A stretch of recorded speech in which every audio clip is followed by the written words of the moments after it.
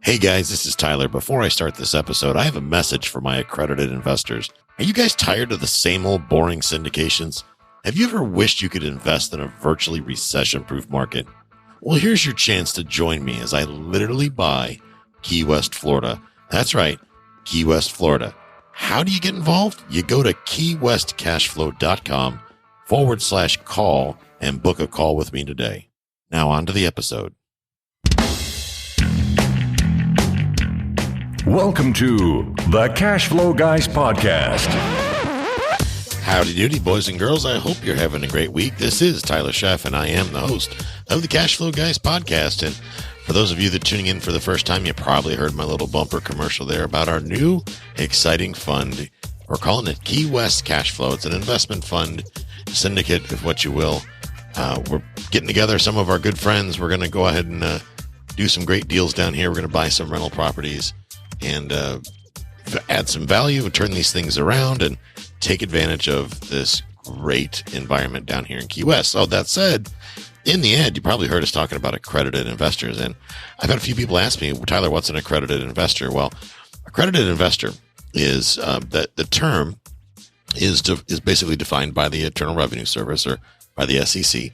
And they say that you need to have a gross income has to exceed $200,000 in each of the two most recent years. So $200,000 a year, if you make $200,000 a year gross, it's before taxes, in the most recent 2 years. Or if you're married and your income exceeds $300,000, then you could be an accredited investor. And you might say to yourself, well, Tyler, I made $199,000 the last 2 years. I'm not an accredited investor. Wait 1 second. You might be an accredited investor if you have a individual net worth or a joint net worth that exceeds $1 million, and that excludes your primary residence. So those of you small business owners, you own a business. I know a lot of physicians listen to this show. You guys out there have a practice. If your practice is worth over $1 million after expenses, if you've got commercial real estate or you've got residential real estate, investment properties, whatever it may be, you may qualify to be an accredited investor. So best way to find out for sure is to get with your CPA, your certified public accountant, the person that does your taxes, and just flat out ask them. They should know right off the bat if you're a accredited investor. And if you are, then you need to go to keywestcashflow.com/call, book a slot, get on a call with Mike and I. We're going to talk to you about all kinds of good stuff that we're doing down here in Key West that we're looking to do. And we are very, very close to kicking things off. So in coming weeks, you're going to see a lot of advertising going out on all the social media channels. We're going to be doing some webinars talking about the opportunities that we got and that type of thing. So today we're going to talk about tucking your wings. And you saw the title maybe before you clicked on the episode. You probably thought, man, maybe he's actually is smoking dope down there in Key West with all the beach bums and the hippies and whatnot. Maybe he's having way too many happy hours. No, I'm not, guys. Got a lot of stuff going on down here. I'm out there pounding the pavement every day. Matter of fact, today I was out at code enforcement. I went out to the code enforcement hearing. Not a whole lot happening this week, but I'll be going back again here soon and keeping an eye on that because, guys, I'm always out there taking stabs at opportunity. Now that I'm down here in Key West, we got this investment fund, right? We're raising $5 million. We're going out and we're buying properties, primarily multifamily rental properties. We're going to do some value add. We're going to renovate these things, get them looking good, get them looking sharp, get them performing well. So all kinds of good stuff going on. And that means I have to just like a seabird. This episode came to me. I was sitting out there at the beach the other day. I was out there on the over by the White Street Pier and I was watching the seabirds and, the seabirds, they're doing their thing. They're trucking around. They're trying to get dinner just like me, right? I had to go to the store to get dinner, but the seabirds, well, they fly around. They look for their dinner. And when you watch a seabird hunt, when he decides or she decides to go in for the kill, he tucks his wings. He just tucks his wings. That reduces the drag and he slams himself into the ocean head first. And that's how he gets his dinner. And that got me thinking. I was sitting there watching it over and over again. And it's just a great day and the sun was getting ready to set. And I'm watching these seabirds out there feeding on fish. This dude spends his whole day. He's an opportunistic feeder. What that means is that if he sees a meal in front of him, he dang sure better get eaten because he may not find a fish every day. He may fly around and I don't know, maybe there's some sort of environmental reason there's no fish out there. Maybe there's a storm and that whipped up the water and the bird can't see in the water. So the guy doesn't know where his next meal's coming from. So he's essentially always on the hunt. And I started thinking about what I go through as a real estate investor, and what hopefully some of you are going through, is that you go through periods where you think to yourself, geez, I better get off my butt and start finding something to look at or something to make some offers on. And, I've been doing all kinds of other stuff. Like I've been driving around the country goofing off. I haven't really been outsourcing opportunity for quite a while. Now I'm back in the saddle looking to increase my portfolio, bringing some friends with me. If you're a accredited investor, you need to get on the phone with me and let's talk about it. But I need to be always on the hunt for opportunity, right? I got to bring a lot of opportunity to the table. I got a lot of deals to analyze. I got a lot of things to negotiate. And for me to do that, right out of the gate, I can't sit there and judge a book by its cover. Imagine if the seabird waited around to find the perfect fish. Like, let's say, I don't know, he's waiting for a trout and he just flies around, and he won't take a dive until he finds a trout. Well, that dude will probably starve to death. And we as investors, we do this a lot. I've done this a lot. Also, I'm the guy. I'm guilty. I've sat there and looked at opportunity and gone, it's overpriced. Reality, guys, everything's overpriced. Matter of fact, when I really think about it, I can't think of any opportunity I've ever seen that was priced right out of the gate. Because if I thought it was priced right, there was usually something bad wrong with it. Like, it was a facade of a building. The back of the building didn't exist. Or, it has no roof. And I don't know what died in this building, but goodness gracious. So it's very easy for us to judge a book by its cover. It's very easy to roll by a piece of property and go, that dude's crazy. He's smoking crack. That thing's not worth whatever they're asking for it. The market's too hot. The seller will say no. They won't take my offer. They won't consider seller financing. Seller financing is illegal. All the different reasons that we will sit there and give ourselves that something doesn't work. So if you were that bird, you'd be dead. You'd be absolutely dead. So what I want you guys to do over the next couple months, and man, a lot of good stuff's happening out there in the economy right now. Lots of opportunity coming around the corner. There are deals out there, guys. There are deals out there. I know because I'm seeing people do them. I know because I'm finding them. And the only reason I haven't pulled the trigger on any of these yet is that we're just getting the corporation set up for the new fund. And we're going to start taking on investor capital here in the next couple of weeks. Then it's on like Donkey Kong, folks. I have discovered so much great opportunity down here. Fix and flip opportunities, rental property opportunities, value add. This is a home run down here. But I hate to say it. This is a market that you better know people. You better not even be driving for dollars. You better be walking for dollars. And considering a hotel room is, about $1,400 a night right now in Key West, most folks aren't even going to bother looking down here. So that's one of the reasons why I'm here. And you can bet your bippy that I've been rolling up my sleeves. I've been that opportunistic feeder. I'm out there talking to people. I'm meeting realtors. I'm meeting sellers. I'm meeting the tenants. I'm spending time around the tenants, learning what is it they want. Everybody says they want affordable housing, but what does that mean? And what I've learned is there is a lot of rental property here that is just in ratty condition. That's crazy priced. I mean, for example, a one bedroom apartment for $2,500, one bedroom, $2,500, and it's a dump. I mean, it's an absolute dump. And it's like, wow. And I've seen situations where they've had the same tenants for a decade. In that case, the rent's $1,200 or $1,500 a month. And it's like, wow, those people are getting quite a deal. And in a lot of cases, the places are gorgeous. So we're going to see if we can even things out a little bit. We're going to kind of take some of these ugly properties off the market, and we're going to get them looking good. We're going to add some value. We're going to fix them right. We're going to put quality appliances in. We're going to get rid of those nasty window shakers that run your power bill up through the ceiling. And we're going to put mini splits in there that are energy efficient.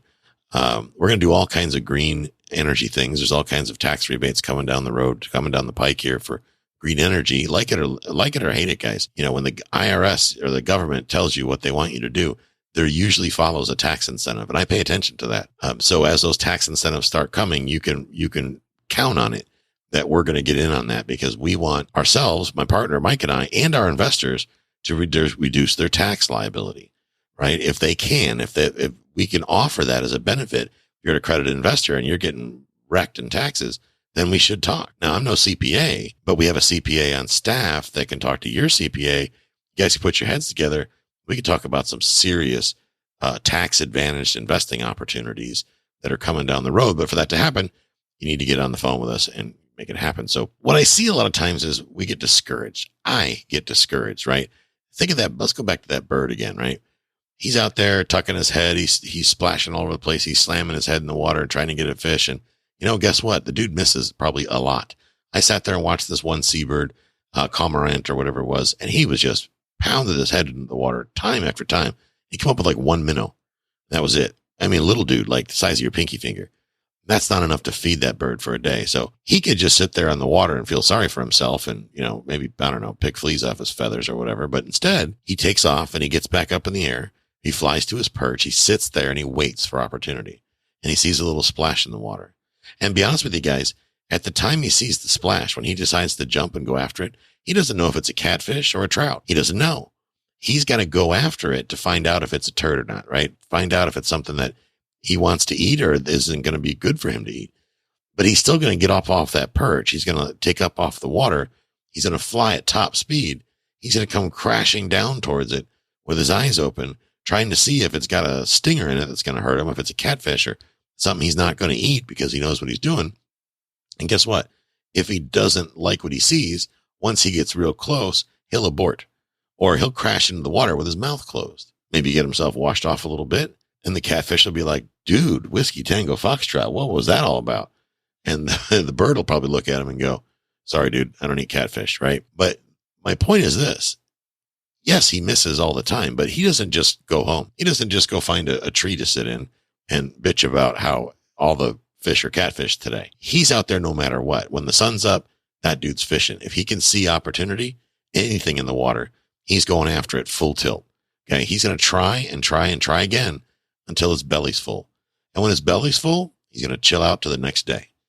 And then he's going to get up again the next day and he's going to do it all over again. And that's how the life cycle works. Now ask yourself as a real estate investor, how much energy are you putting into it? How often are you getting up off your perch? Are you putting those wings in action, flying top speed, going after an opportunity? Because here's the thing, guys, you go sashaying up to an opportunity all nice and quiet, try to sneak up there. Guess what? Somebody like me is going to come in and I'm going to step right in front of you.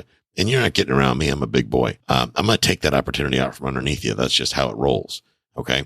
We've already seen that here in Key West. A lot of folks are like standing on the sidelines wondering what they should do.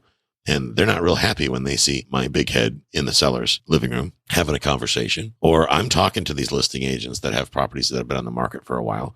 I'm understanding what makes this market tick. I'm really getting to know a lot of good people. I'm talking to the tenants. I'm talking to the landlords. I'm talking to the real estate agents. There's a lot of talent down here, guys, in Key West. I'm here to tell you, a lot of talent, a lot of rock star agents. I met one the other day. Good guy, real aggressive, does real heavy marketer. I dig it. Went out, had a good talk with him, walked one of his properties. We might be putting an offer in here soon. The only thing that we're waiting for is we're waiting to get more information from the seller so that we can structure a win-win deal. But that's what you got to do, guys. You got to get out there and you got to peel off the label. You got to look in the water. You got to stick your head down there and see what's down there, because you can't sit there and judge the book by its cover.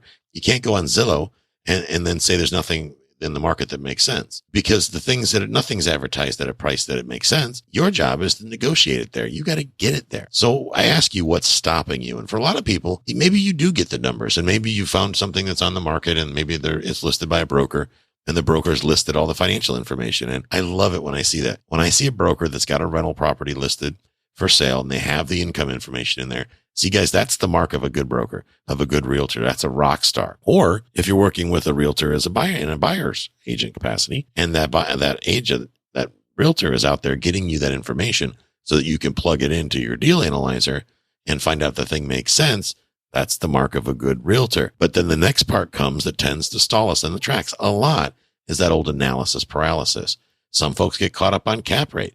Other folks get caught up on IRR or internal rate of return. Some people not quite clear on what a good cash on cash return is. Well, here's the news, guys. There's answers for those questions. Cap rate is very market dependent. The cap rate on multifamily real estate is different than the cap rate on office properties or parking lots or come up with another type of real estate opportunity. Mobile home parks have a different cap rate. So how do you find out what the market cap rate is? Well, you find an experienced real estate broker. So if you're dealing with commercial property in the area, you get in you let your fingers do the walking. You go on Uncle Google, you type in commercial realtor Chicago or the zip code you're working in and see who comes up in the search results. Give them a call and say, hey, my name's Jimmy and I'm looking to buy some commercial property in your market in Chicago Heights, Illinois. And I'm curious what's the average cap rate that properties that specifically offices sell for or gas stations sell for in Chicago. And guess what? That agent might not know the answer because maybe he doesn't sell gas stations. But I bet you he probably knows somebody who does and then can refer you. And see, that gets you one step further down the road. IRR is another thing. A lot of folks get all hung up on IRR. Syndicators love to throw out the term IRR, interest or internal rate of return. And the reality of it is, guys, a projected IRR is a guess. It is a guess, and it depends on many, many factors, many assumptions, I should say, the factors, but yes, they're assumptions. So don't get hung up on internal rate of return because you really can't analyze the internal rate of return until you've owned a specific property or controlled a specific property for a period of time. So let's say you're doing an apartment building investment and you're looking at, now you've owned it for 5 years, you're getting ready to exit. You can look at your cash flow analysis, your return on cash flow, your return on equity, your appreciation, all these different things. You can add them up and come up with the internal rate of return for that investment based on historical fact, based on the last 1, 2, 3, 4, 5 years. But what a lot of these deal sponsors do is they if you ever watched Johnny Carson, where he used to have that envelope that he would hold it to his forehead and try to prophecy or guess what was inside, that's really what they're doing, guys. They're using assumptions. They're saying, well, we feel that it should appreciate at 10% per year for 5 years, which is 50% divided by 5 is 10% IRR on appreciation, and we're going to make a 9% return on net cash flow on rents, and they add all these things together and they divide it by the number of years. And the calculation itself sometimes can be a little complex. You can Google it. DeRosa Group has a great video that explains it pretty much in detail. But guys, that's not the only metric you're going to use when you decide to do a deal or not. Don't turn down someone's syndicate or their offer because you don't like their IRR. If their IRR is 10%, you got to ask, what are the factors that went into that figure?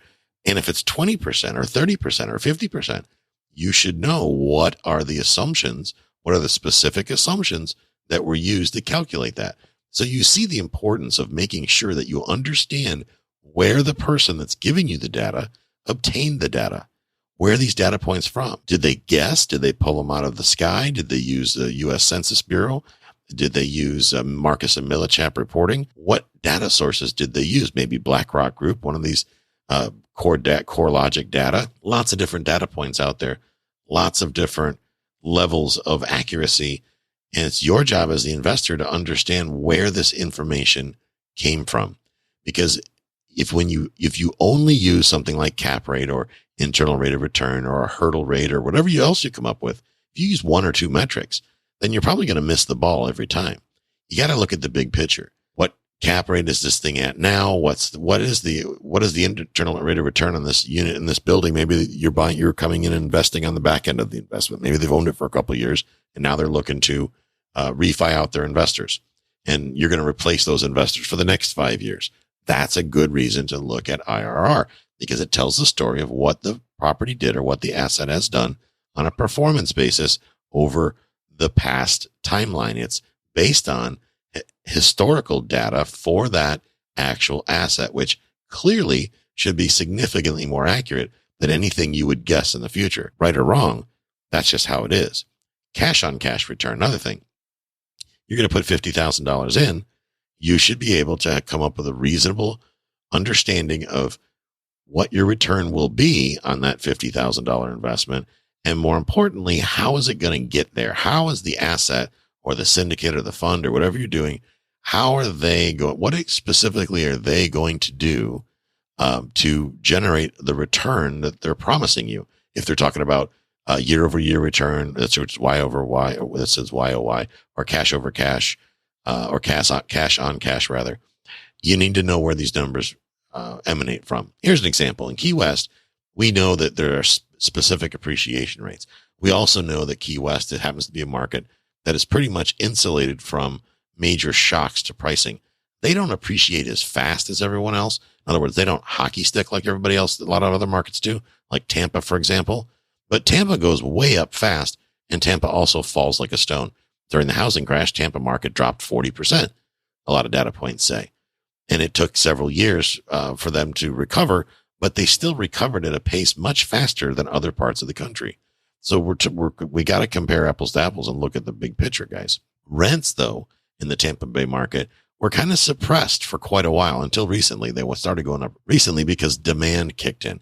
But like back in 2010, 2011, 2012 in the Tampa Bay market, rents really never climbed much. They were pretty stagnant. But now rents are through the ceiling in the Tampa Bay area. Key West, rents have been pretty much crazy since the beginning of time. It's all relative to the local economy. It's a tourist destination. Everybody wants to live in Key West. That's why I live here. It's an amazing place. It's heaven on earth. It's paradise. So the whole world wants to live in Key West. So what does that do? And by the way, there's very little supply here. There's very few properties to rent. So when you have a supply issue, supply versus demand issue, if there's more demand than there is supply, these are things you got to factor. Those are markets you want to invest in, guys. Because if you've got more demand in a marketplace than you do rentals to rent them, that means the rent prices are only always going to go up. Rents are not going to go backwards in that type of environment. But now if you look at a market like, I don't know, Chicago, there's lots of rental units available in Chicago. They have the adverse problem. They have more supply, more available rentals than they do people to rent them. Why? Well, because people are getting the hell out of Chicago. Maybe they're tired of getting shot at. People in California's starting to see that. There's a big migration pattern happening. People are moving out of California, going to places like Arizona, out to Boise, Idaho, to Texas. In a lot of cases, they come all the way to Florida. And what that causes is a surplus of availability of rental properties. Yeah, you can get away with that for a while in a market, guys, but eventually that makes rents get stagnant. And worst case scenario, rents start sliding backwards. That doesn't happen too often, but it has happened in some parts of the country. So keep this stuff in mind, guys. This is the stuff you got to be looking at. You got to peel back the onion. You got to tuck your wings and slam the face in the water and look for that dinner. I mean, your dinner's not going to come up, knock on your door. Okay. If you're thinking that you're going to get a 30% return on your money in a passive investment without doing any research at all to find the right one, then I got news for you. You're going to be disappointed. But if you want to get up there, roll up your sleeves, you want to talk to people, you want to ask the tough questions. Don't be afraid to get on the phone with the deal sponsors and ask the tough questions. By doing so, you're going to, number one, you should be getting an education. And number two, you're going to sniff out a lot of the guessing that goes on in the industry. Unfortunately, I'd like to think there's not much guessing going on, but the reality of it is that does sometimes happen. So guys, I hope you found value in this episode. It's important that you take forward action. I say that all the time, and I mean it very, very much. I want you guys to achieve financial independence. I believe that everybody in the sound of my voice, if they decide to do it, if they get that no matter what intentional attitude that they're going to make it happen, then it can happen for them. But if you're sitting there on the sidelines, always saying that everything's overpriced and it's everybody else's fault and blah, blah, blah, and I don't have any money and my credit sucks, and you keep talking about all the negative stuff, guys, you're never going to get there, right? This is the year 2021 to make that positive change. This concludes today's episode. You don't have to wait till the next episode to learn to earn. Head over to cashflowguys.com and contact Tyler and his team for more powerful tips and ideas so you can start generating multiple streams of income and escape the rat race.